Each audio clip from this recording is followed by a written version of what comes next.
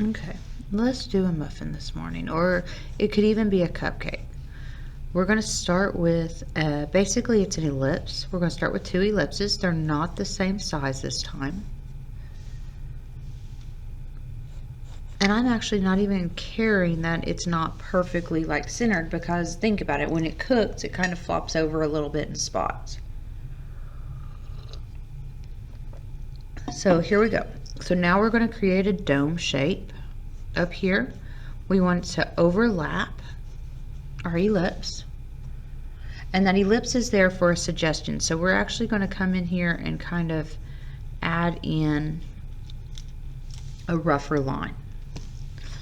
Now we're going to add in, if you were using the papers to protect your pan, you would take, and they're going to angle towards the center. Now when you're working with something like this for a muffin,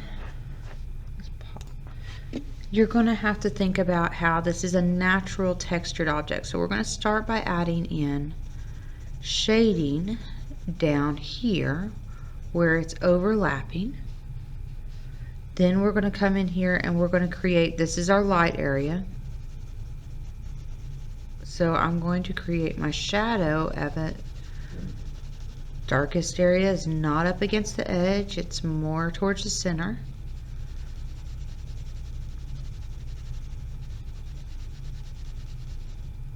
Now that I have it started, I'm going to come in here and add in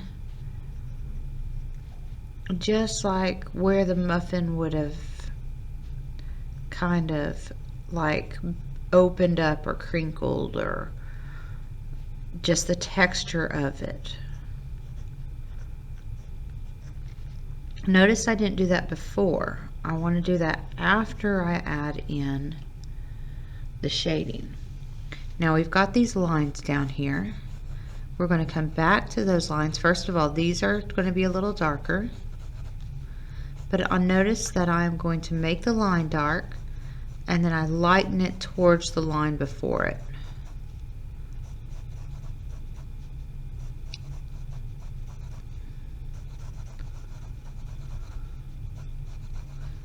Now as I get closer to this side where the light is, I'm going to make them lighter.